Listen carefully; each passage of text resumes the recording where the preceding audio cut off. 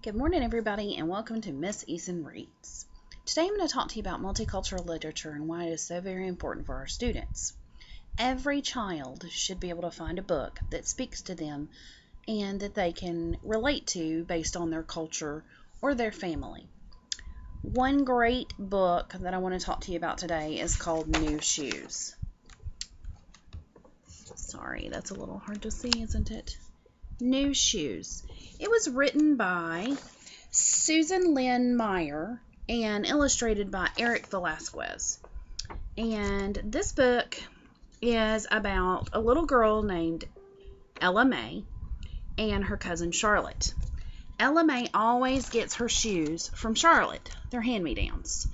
But this year when she gets her hand-me-downs, they don't fit. They're too tight. So she's super excited when Mom tells her that she gets to go to the local shoe store and purchase shoes, because she's never gotten to do that before. The day comes, they go to the shoe store. She's so very excited because her and her cousin window shop all the time and talk about all the shoes that they would try on. They get there, they're standing there waiting for the clerk to speak to them, and another little girl walks in, a little girl that's described as the girl with yellow curls. She comes in, the store clerk immediately responds to them and completely ignores Ella May and her mother while she goes through the process of trying on and purchasing shoes. When the little girl has left, Ella May is excited because it's finally her turn, and the store clerk walks over and asks how he can help them, and she explains that she wants to try on a pair of saddle shoes. Sadly, her mother has to explain to her that she's not allowed to try on shoes because, as it's put in the book, colored children cannot try them on. They have to take a piece of paper and a pencil and trace Ella May's feet, and the store clerk then finds shoes that will fit her feet based on that sketch of her feet. She thinks this is absolutely ridiculous and totally unfair. So later, she tells her cousin Charlotte about what has happened, and they come up with a plan so that the other colored children in her neighborhood don't have to go through that anymore. It's a wonderful book. It's based in the mid-1960s in the United States, and I love what Susan Meyer does at the very end. She gives a little background about the book, when it's based, and explains that, yes, Ella May refers to herself as a colored child, but now she would refer to herself as Black or African American. And I think it's really important that she takes that time to explain that she's not using that word disrespectfully or to offend anyone, but explaining that that is how people would have been referred to or referred to themselves in the 60s. Susan Meyer is the author of 4 books. New Shoes is her most recent. She also has a book called Matthew and the Tall Rabbit Go to Camping. It's about a little boy who's going camping, and when it gets about time to go camping, the rabbit starts to get a little nervous. Her first 2 books are also historical, cultural books, very similar to New Shoes.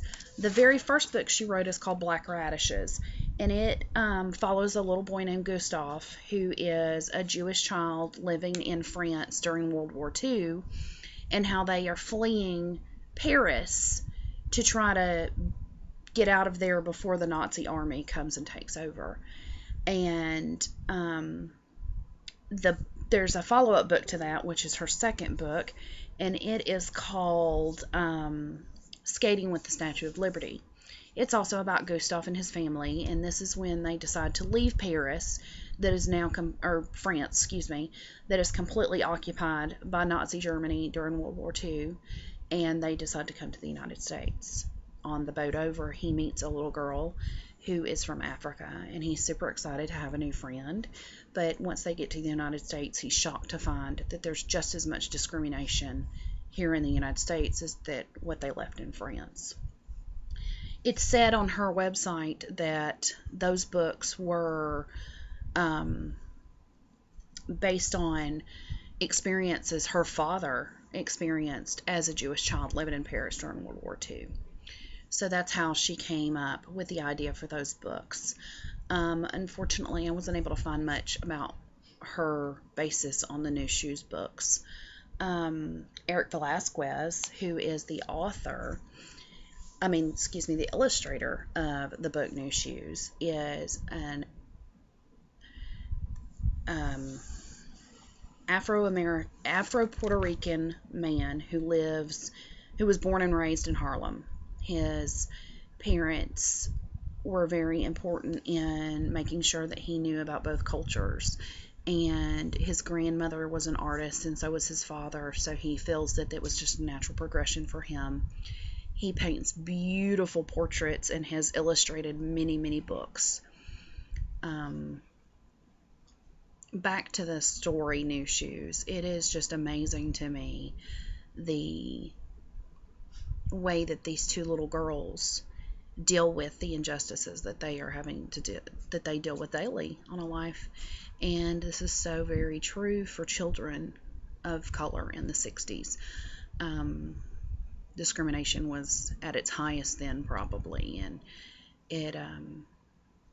it's very similar to the stories that I've heard, because my parents were children during that time, and it's very similar to the way that I have heard the 60s portrayed when it comes to African Americans. I would love to think that children could read this book and just get a glimpse into what their parents, or well, probably grandparents, would have dealt with during that time. There's some very what am I trying to say? The ethnic language in there is not a whole lot because it's English, but like I said, the children refer to themselves as colored. The word colored is used a lot. When the store clerk talks to Ella Mae's mom, he doesn't say ma'am, he calls her gal, which also would have been very specific to that time. They would not have treated her mother with the same respect that they would a white parent. I found it interesting that they did not call the little girl that came in the store with Ella Mae, they didn't call her white. It was just the little girl with yellow hair. But in the illustrations, she is a white little girl with golden curls. So I think that it's very important that we find multicultural text to use with our children. It reinforces history. It shows them that there are stories about children like them, or stories about children like their grandparents, and it shows them that they too could be an author or an illustrator. So I hope that you take time to check out Susan Lynn Meyer's book, New Shoes. I personally am going to be looking for black radishes and skating with the Statue of Liberty, because I really am interested in reading those books. I hope you enjoyed today's post. Talk to you later.